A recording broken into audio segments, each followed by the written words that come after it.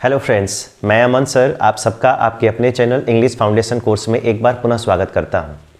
दोस्तों, relative pronoun की class आप लोग अटेंड कर रहे हैं और रिलेटिव प्रोनाउन में कल की क्लास नहीं हो पाई। मौसम ख़राब था, इसकी वजह से क्लास मैं नहीं ले पाया।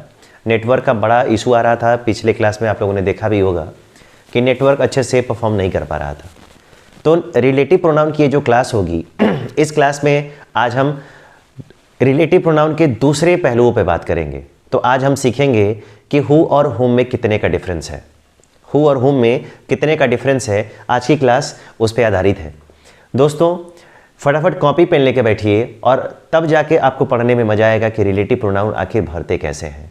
आइए ज़्यादा टाइम वेस्ट ना करते हुए हम जरा बढ़ते हैं अपने अगले कॉन्सेप्ट हु और हुम की तरफ। दोस्तों, सबसे पहले मैं आपको बता देता हूं कि हमने यहाँ पे एक ड्रॉ कर दिया, सर्किल में ले लिया हु को, और दोस्तों यहाँ पे हमने ड्रॉ कर दिया WHOM होम को। हु और हुम, इसी दो में हमको डिफरेंस समझने की आज कोशिश करनी है कि हु और हुम में कितने का अंतर है। कहाँ पे आप रिलेटिव प्रोनाउन यानी आरपी के रूप में आपको हुम का इस्तेमाल करना है और कहाँ पे आरपी के रूप में आपको हु का इस्तेमाल करना है।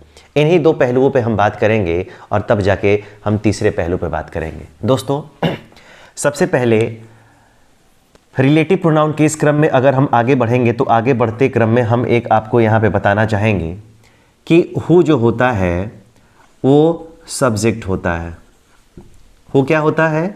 ये हमारे लिए सब्जेक्ट होता है और हुम हमारे लिए दोस्तों ऑब्जेक्ट होता है। ये किसका काम करेगा? ये ऑब्जेक्ट होगा। पहला आपको अंतर ये समझ में आया होगा कि हु सब्जेक्ट है और हु का ऑब्जेक्ट क्या होता है? हुम होता है। इतना अंतर पता है तो जरा अब हम आगे बढ़ते हैं। इसके बाद आपको तीन पहलुओं पे बात करते हैं, ठीक है? और यहाँ पे भी हम कितने पहलुओं पे बात कर रहे हैं? तो यहाँ पे हम तीन पहलुओं पे बात कर रहे हैं। हु और हुम में तीन अंतर मैं बताऊंगा तो आपको डिफरेंस पता चल जाएगा कि कैसे हम हु का प्रयोग करेंगे और कैसे हम हुम का प्रयोग करेंगे। इतना याद रखें। तो इन तीनों पॉइंट को समझने के लिए थोड़ा सा पेशेंस और थोड़ी सी समझदारी, ज़्यादा नहीं, बस थोड़ी सी समझदारी आप बना के रखो। सबसे पहले दोस्तों यहाँ पे बताऊँ कि अगर हु जहाँ पे आएगा, हु अगर जहाँ पे आएगा तो हु के बाद आने वाला जो पहला वर्ड होगा वो ऑक्सिलरी वर्ब होगा। क्या होगा? ऑक्सिलरी वर्ब होगा। इसके बाद भी यहाँ पे मैं लिख देता हूँ कि इसके बाद क्या आएगा तो ऑक्सिलरी वर्ब होगा। इसके बाद आप किसका इस्तेमाल कर सकते हो? तो आप इसके बाद वर्ब का इस्तेमाल कर सकते हो, तो इसके बाद भी वर्ब आएगा। और इसके बाद आप यहाँ पे सब्जेक्ट का इस्तेमाल कर सकते हो। किसका इस्तेमाल कर सकते हो? सब्जेक्ट का। और यहाँ पर भी आप किसका इस्तेमाल कर सकते हो? सब्जेक्ट का इस्तेमाल कर सकते हो। अब ज़रा मैं आपको बताना चाहूँगा कि तीनों में फिर डिफरेंस क्या है, तीनों में फिर अंतर क्या है, उसको ज़रा मैं आप सबको अब बताना चाहूँगा।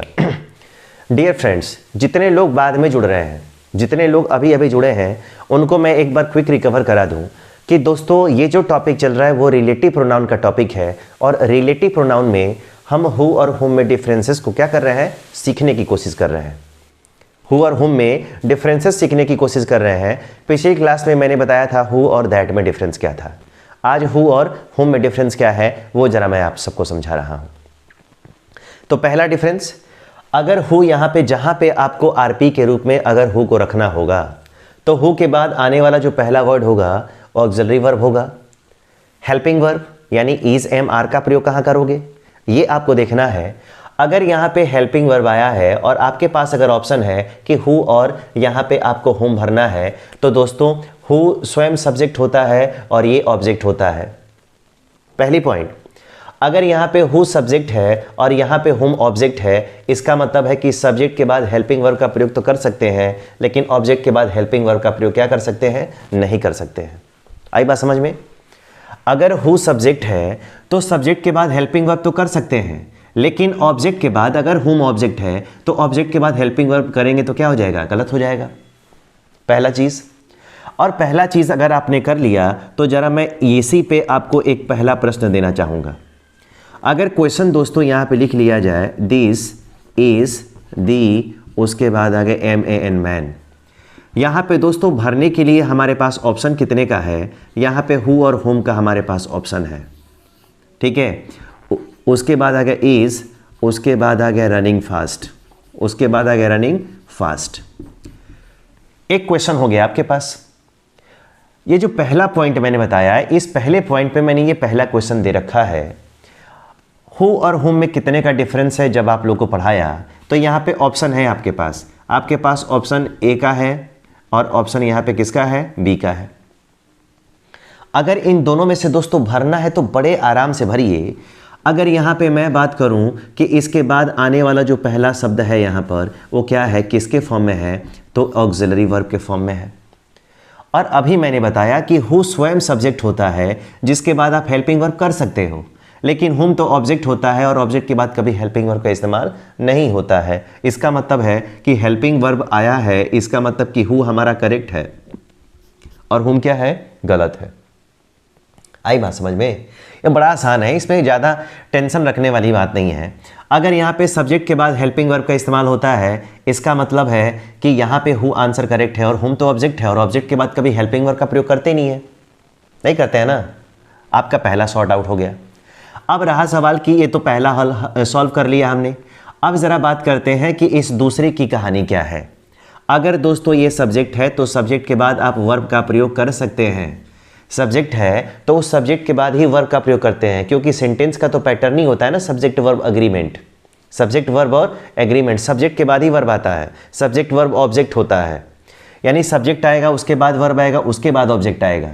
तो सब्जेक्ट है तो उसके बाद आप वर्ब का प्रयोग तो कर सकते हैं, लेकिन अगर यहाँ पे हुम अगर ऑब्जेक्ट है तो ऑब्जेक्ट के बाद वर्ब का प्रयोग क्या होता है, नहीं होता है, बल्कि वर्ब के बाद ऑब्जेक्ट का प्रयोग होता है। ऑब्जेक्ट के बाद कभी वर्ब का प्रयोग नहीं कर सकते हैं, क्योंकि ऑब्जेक्ट की जो पोजीशन होती है वर्ब के कहाँ होती है, बाद होती है। तो जब भी यहाँ पे वर्ब आएगा, जैसे हेल्पिंग वर्ब आया तो आपने हु भर दिया, वैसे अगर मेन वर्ब आएगा तो भी आंसर आपका हु ही होगा, ठीक है, क्योंकि ऑब्जेक्ट के बाद कभी हुम का प्रयोग हम नहीं करते हैं, ठीक है। अब ज़रा देखो दूसरा, यहाँ पे मैं एग्जाम्पल दूँ। यहाँ पे अगर मान लो यहाँ पे क्वेश्चन ऐसे ही लिख दिया जाए, दिस इज़ दी, उसके बाद आ गया एम एन मैन। अगर यहाँ पे क्वेश्चन आ गया हु और दोस्तों यहाँ पे ऑप्शन है आपके पास हुम, ए का ऑप्शन है आपके पास और आपके पास बी का ऑप्शन है, दोनों ऑप्शन है। उसके बाद आ गया गोज़, उसके बाद आ गया for a walk. Goes for a walk यहाँ पे आ गया दोस्तों डेली। यह वही आदमी है जो प्रतिदिन टहलने जाता है। अगर दोस्तों यहाँ पे हु और हुम का ऑप्शन है तो जस्ट राइट में आने वाले वर्ड को चेक करना है। तो दोस्तों यहाँ पे ये वर्ब है, और अगर ये वर्ब है तो वर्ब का प्रयोग किसके बाद होता है, तो हु सब्जेक्ट है और सब्जेक्ट के बाद आप वर्ब का प्रयोग कर सकते हैं। इसका मतलब है कि हु के बाद वर्ब आ सकता है, लेकिन ऑब्जेक्ट के बाद कभी वर्ब नहीं आ सकता है। इसका मतलब फिर ये ऑप्शन गलत है और ये वाला ऑप्शन क्या है, करेक्ट है। एकदम आसान है, बस देखते जाइए करते जाइए, कोई दिक्कत नहीं है। अब ज़रा देखिए तीसरा पॉइंट, ये दूसरा भी पॉइंट हो गया। अगर ये दूसरा पॉइंट हो गया, दूसरा पॉइंट भी मैंने बता दिया। अगर दूसरा पॉइंट हो गया तो अब ज़रा चलते हैं कि इसका तीसरा पॉइंट क्या है। तीसरे पॉइंट की अगर हम बात करेंगे तो आप ये देखो कि अगर ये खुद सब्जेक्ट है, क्या है ये, अगर ये खुद सब्जेक्ट है तो सब्जेक्ट के बाद दोस्तों सब्जेक्ट नहीं ना आएगा, सब्जेक्ट के बाद सब्जेक्ट का इस्तेमाल नहीं ना करेंगे। इसीलिए मैंने अभी ये गलत और सही का निशान छोड़ रखा है। इस ऑब्जेक्ट के बाद, ठीक है, आप सब्जेक्ट का प्रयोग कर सकते हैं, लेकिन इस सब्जेक्ट के बाद आप कभी सब्जेक्ट का प्रयोग नहीं कर सकते हैं। क्यों नहीं कर सकते हैं, क्योंकि हु जो होता है खुद सब्जेक्ट होता है और सब्जेक्ट के बाद एक और सब्जेक्ट आप नहीं लगा सकते हैं, ठीक है। अब ज़रा ध्यान दें, अगर इस क्वेश्चन को मैं तीसरा क्वेश्चन जो लेता हूँ, अगर यहाँ पे लिख लिया this is the man, this is the, यहाँ पे आ गया दोस्तों मैन। यहाँ पे ऑप्शन के रूप में आपके पास हु का ऑप्शन है और यहाँ पे ऑप्शन के रूप में दोस्तों यहाँ पे हुम का ऑप्शन है। उसके बाद आ गया आई, उसके बाद आ गया नो, उसके बाद आ गया दोस्तों वेरी, और उसके बाद क्या आ गया, well. This is the man, who और हुम का ऑप्शन है आई नो वेरी वेल। अगर दोस्तों अगर ये क्वेश्चन आ गया तो क्वेश्चन अगर आया तो आप ये देख सकते हैं कि यहाँ पे आई क्या है, तो आई यहाँ पे सब्जेक्ट है और सब्जेक्ट के बाद ये क्या आया है यहाँ पे, वर्ब। यह वही आदमी है जिसे मैं बहुत अच्छे से जानता हूँ। तो मैं जिसको जानता हूँ ये तो सब्जेक्ट हो गया, वर्ब हो गया, तो जिसको जानता हूँ तो ऑब्जेक्ट हो गया ना, वो ऑब्जेक्ट हो गया। इसका मतलब है कि अगर ये होम आएगा तो इस होम के बाद आप सब्जेक्ट का प्रयोग करेंगे, इस हु के बाद आप सब्जेक्ट का प्रयोग क्या कर सकते हैं, नहीं कर सकते हैं। इसका मतलब है कि हमारा ऑप्शन ए गलत है और हमारा ऑप्शन बी क्या है, करेक्ट है। ठीक है, लेकिन एक सबसे ही बेहतर और खतरनाक सवाल जो बार बार की परीक्षाओं में पूछा गया है, अगर आप किरण कंपटीशन की बुक अगर उठाकर चेक करेंगे, किरण कंपटीशन की अगर बुक चेक करेंगे तो आपको पता चलेगा सेम यही क्वेश्चन मैं देने जा रहा हूं। अभी जो मैंने बताया कि अगर यहां पे सब्जेक्ट है तो हु के बाद आप कभी सब्जेक्ट नहीं रख सकते हैं।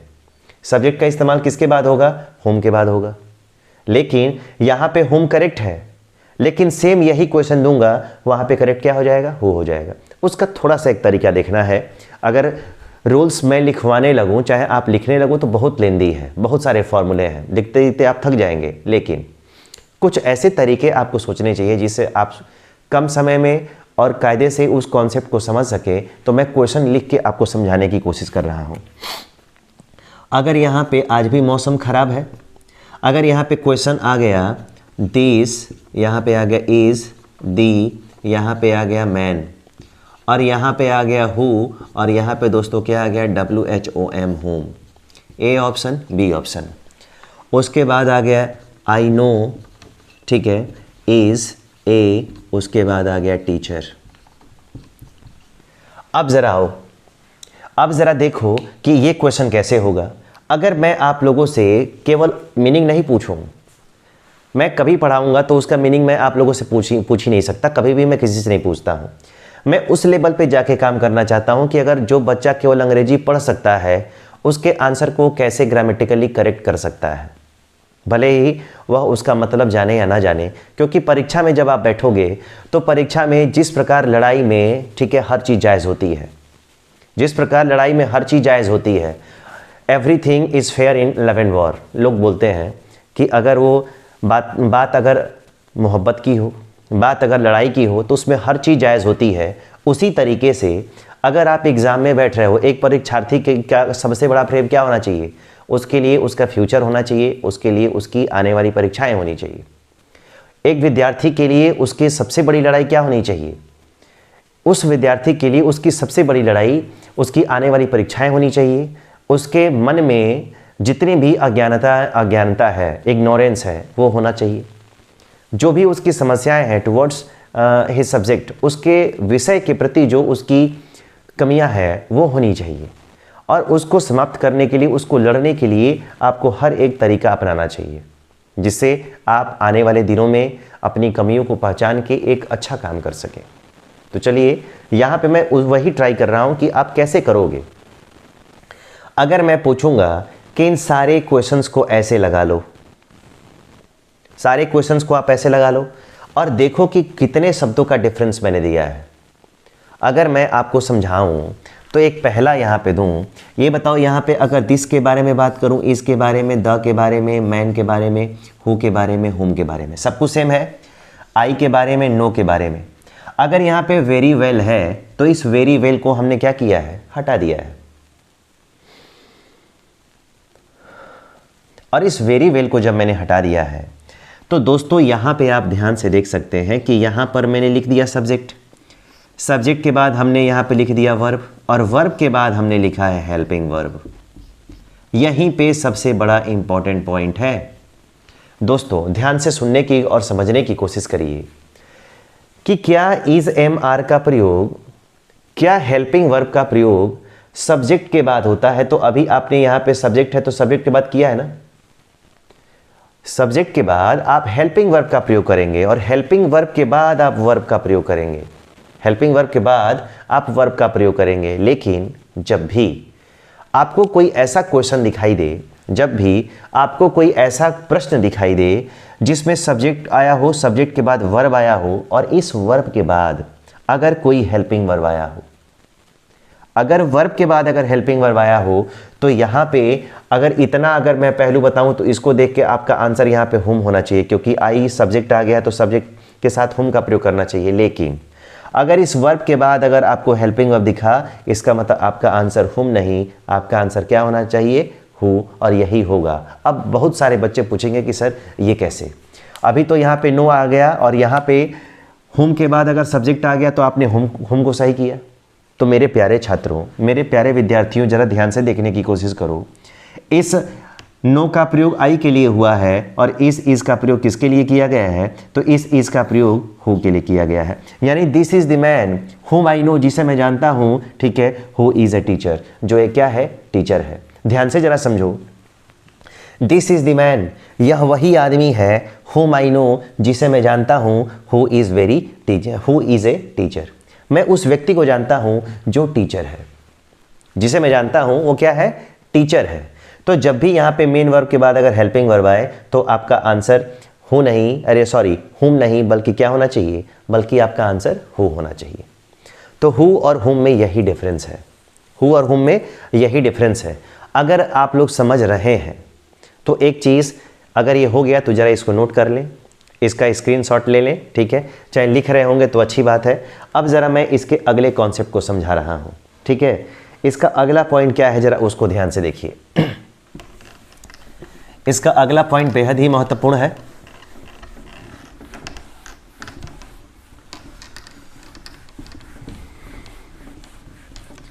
इसको लगाने का तरीका भी बड़ा स्पेशल है, आसान है।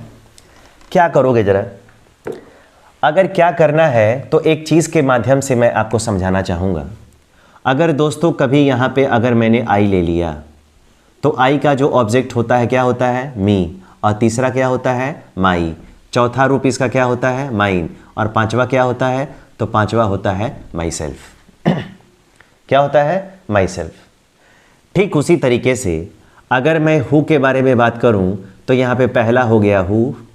अगर आई का यहाँ पे मी है तो दोस्तों यहाँ पे हु का ऑब्जेक्टिव केस क्या होता है? इसका ऑब्जेक्टिव केस हुम होता है। और अगर जिस प्रकार आई का तीसरा पॉजिटिव केस माई होता है, वैसे ही इसका पॉजिटिव केस क्या होता है? हुज होता है। इसके बारे में पढ़ लिया, इसके बारे में पढ़ लिया। अब ज़रा ये ही आपका टॉपिक है। क्या है ये आपका टॉपिक है। अगर आपका टॉपिक है तो दोस्तों मैं बता दूं कि हुज क्या होता है। हुज क्या होता है? तो हुज हु का पॉजिटिव केस होता है, पॉजिटिव केस होता है।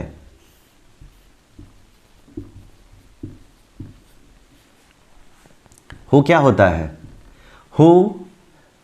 हु जो है हुज हु का पॉजिटिव केस होता है। अब आप सोच रहे होंगे पॉजिटिव केस क्या? पॉजिटिव केस जिसको हिंदी में आप लोग क्या बोलते हैं? आप लोग अपना के लिए बोलते हैं। अगर दोस्तों आई अपना के लिए माई का इस्तेमाल करता है तो हु अपना के लिए किसका इस्तेमाल करेगा? हुज का। एक और चीज़ है, अगर कहीं हुज का प्रयोग करना है, अगर कहीं हुज का प्रयोग करना है तो हुज के बाद नाउन आना जरूरी है। नाउन का आना, ठीक है, जरूरी है। एक चीज का ध्यान रखना, अगर कहीं हुज का प्रयोग हो गया, कहीं हुज का प्रयोग हो गया तो हुज के बाद नाउन ही आएगा तो नाउन ही आएगा और नहीं तो नहीं आएगा। अगर नाउन यहां से खत्म कर लो तो हुज खत्म हो गया, और अगर नाउन है तो हुज है, नाउन नहीं है तो हुज नहीं है। अब आपको क्या करना है और क्वेश्चन कैसे करोगे? सबसे पहले एक चीज़ यहाँ पे समझा देता हूँ मैं, सबसे ट्रिक के माध्यम से मैं आपको समझाता हूँ कैसे करोगे। अगर मान लो एक सेंटेंस हो गया और इस सेंटेंस पे फुल स्टॉप लग गया, अगर मान लिया कि ये आपने सेंटेंस कर लिया 1, और अगर ये सेंटेंस 1 हो गया और यहाँ पे सेंटेंस स्टार्ट हो गया 2, तो ये आपका दोस्तों स्टार्ट हो गया सेंटेंस नंबर 2। अगर दो सेंटेंसेस के बीच में, अगर दो वाक्यों के बीच में अगर आने वाला जो पहला शब्द है, अगर यहाँ पे माई है, अगर यहाँ पे आवर है, अगर यहाँ पे योर है, अगर यहाँ पे हिज है, अगर यहाँ पे हर है, अगर यहाँ पे क्या है, अगर यहाँ पे देयर है, और अगर यहाँ पे ITS है, अगर इन 7 लोगों में से कोई एक है, मैंने क्या बोला, इससे आसान तरीका आपको ज़िंदगी में कभी मिलने वाला नहीं है। क्योंकि अगर नियम कानून लिखवाए जाए तो बहुत बड़े बड़े हो जाएंगे, और बहुत बड़े बड़े नियम कानून आपको समझ में आएंगे, ऐसा ज़रूरी नहीं है। तो जब ज़रूरी नहीं है तो कोई ऐसा तरीका मैं आप सबको बता दूं जिससे आप आसानी से इसको समझ सकें और एकदम आसान लगे।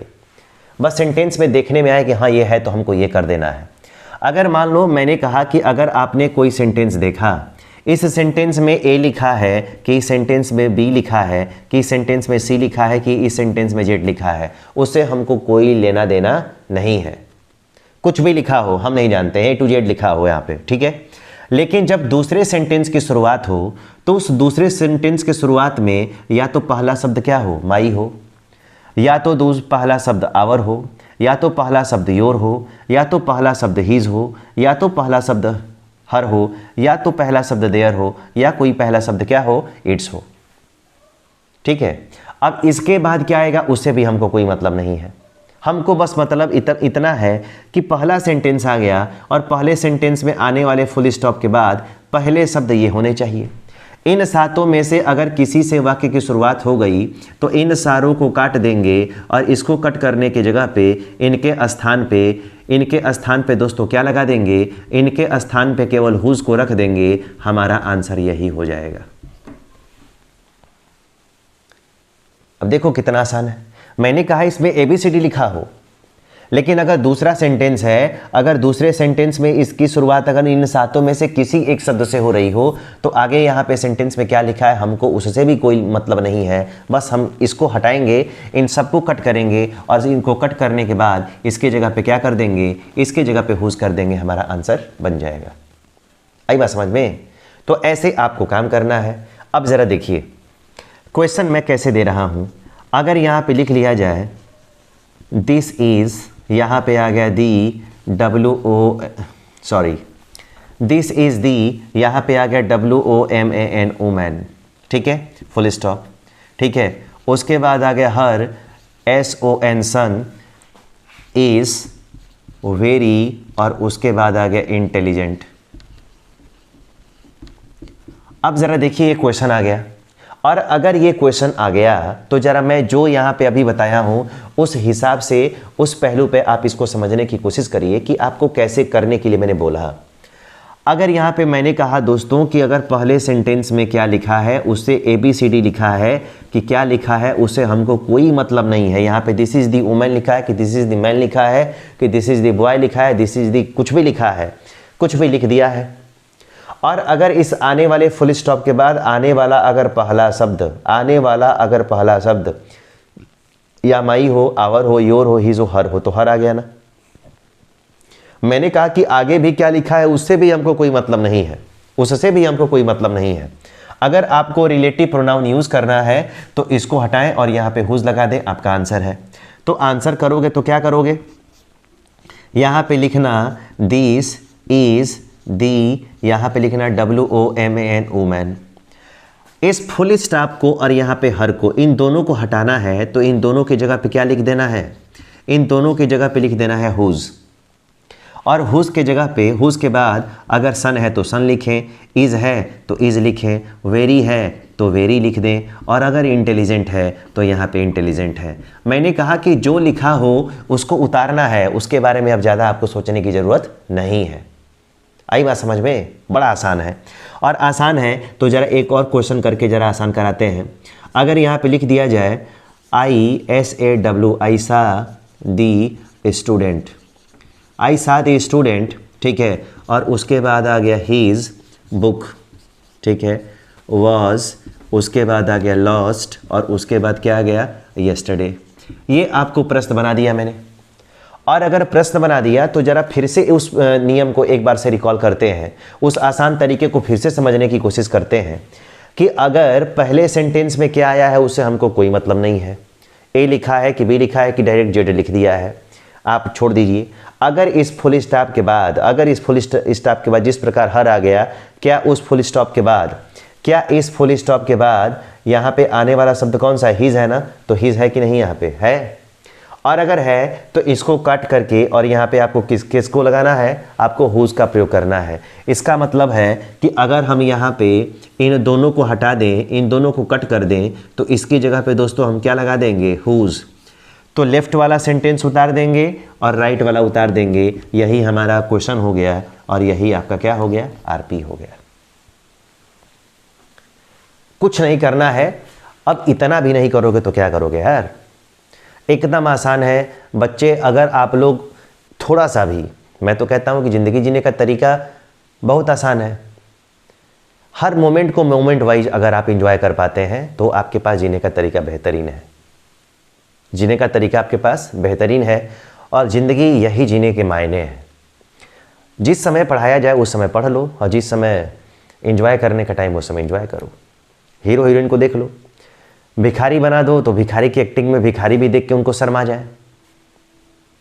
राजा बना दो तो असली वाले राजा भी उनके आगे शर्मा जाए कि यार मैं भी ऐसा बिहेव नहीं कर पाता हूँ जैसा वो करते हैं।